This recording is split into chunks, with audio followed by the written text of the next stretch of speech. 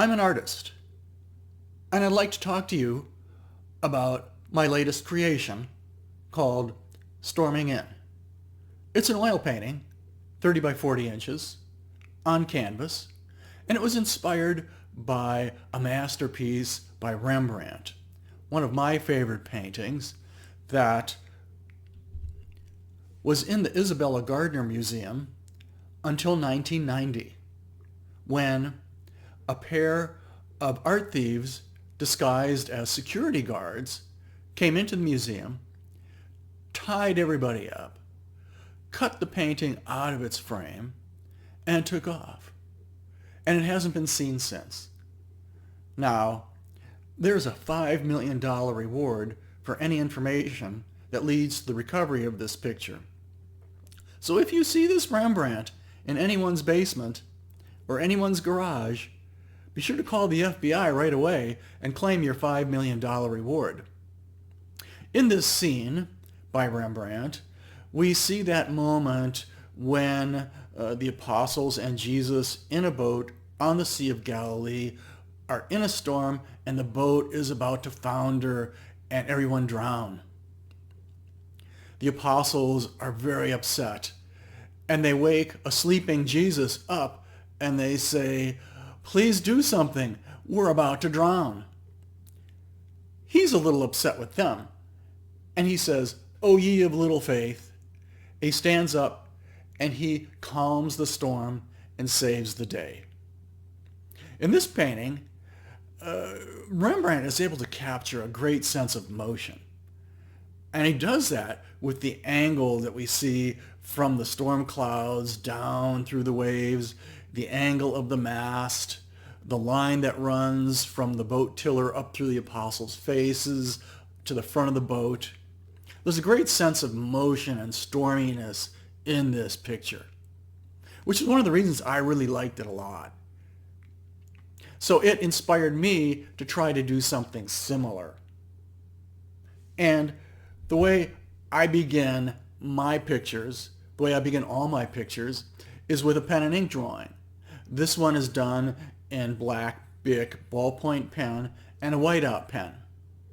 Now I did this drawing in my sketchbook. I do lots of drawings. I do many drawings. And I don't develop most of them into finished artworks. Most just sit in my sketchbook. Now this one was seen by a friend who was visiting, and they said, "Leonard, why don't you do a painting of this one?" And I said, "Really? I don't know. I'm not really convinced." And they said, "Oh, no, this is really good. You should do something with this." "Oh, okay, all right." And so I continued working on this idea and developed it further. And the way I did it was I took the original drawing, I made a photocopy of it, and then I drew with black pen and a whiteout pen on top of that to help to create the scene that we see here with billowy clouds and crashing waves in the foreground. I continued working with the idea and developed variations. In the one on the left, there are dark streaky clouds across the top. In the one on the right, there are billowy white clouds. I looked at both of them. I couldn't quite make up my mind, but eventually decided in the one on the right. And you can see that I have drawn a pencil grid over the top of the drawing, which allows me to blow the drawing up from a 5 by 8 inch pen and ink drawing up to a 30 by 40 inch canvas. Now there are a lot of details in this image that need development if we're going to make it larger. We have to add information. So in the process, I do further drawings in my sketchbook, and here I've got a series of drawings that are helping me to figure out the gestures, the positions, the actions of the people in the boat. And that adds the information which will help me to create that finished painting. This is what it looked like when it was done. It's not a realistic painting. It's a surrealistic picture. And that means that I try to capture the truthfulness of my subject by conveying the visual appearance as well as our own inner experience of that situation. The visual appearance of things as well as our perceptions, our memories, our feelings while we are experiencing that subject or that scene. So I have the clouds marching in, the exaggerated waves threatening the boat. In the foreground, the boat is more geometric in shape. It's a product of civilization. The waves are more organic, they're rounder, their shapes are more broken, and they contrast with the more solid shape of the boat, which is crashing through that chop. In the distance is civilization, a safe haven, a harbor. There are houses and a church. Their shapes are very geometric and solid, and they contrast with the more rounded, broken, organic shapes of the crashing waves.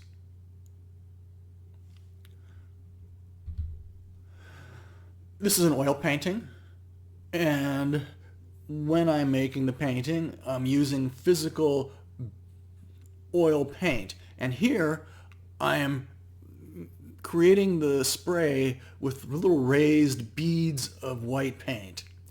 And this, in person, when the picture is finished and hanging on the wall, will create a sparkly sensation as light bounces off of the little raised beads of paint. This is something that you can't experience in a picture, in a book, or in a digital photo. It has to be seen in person. I'm also using a glaze technique, and that means I first painted the waves with a more bluish range of colors, and then painted a thin layer of greens and golds over the top of that to give it the final appearance that it has. And in person, that glaze technique, that multi-layered technique, creates a richer, more luminous appearance. Again, this is something that has to be experienced in person, which is why it's important for us to go to museums and art galleries and see oil paintings in person. That's the only way we can really experience their full richness. Here in this picture, I create a sense of space with the clouds. They start off very dark and blue in the background. They become lighter and warmer as they come forward, giving it a sense of the storm bearing down on the scene. Storms seen from a distance are magnificent. They're great. When we're in the middle of a storm, it's not so great. It's wet. The wind is blowing. There's thunder. There's lightning. It's not a pleasant experience. But when we see that storm from a distance, it can look just great. Here's the finished picture. It took me about 3 months to paint it, and it's dominated by blues and greens, and there are some warm highlights, some reddish and violet highlights that draw attention to certain parts of the picture.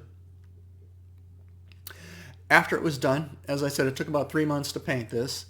After it was done, I had to let it dry, and then I varnished it and framed it. This is not my hobby. This is my profession. It's important for my pictures to go out into the world, to be experienced by others, to enrich the lives of other people. And the first stop on that journey of that painting out into the world is first to be sent to a prestigious art gallery. In this case, the Willott Gallery, where they took it and hung it on a wall where it was seen by hundreds of people and enriched their lives. I have children, and they insist that I ask you to like this video and subscribe. And if you do, then I will make more of these videos.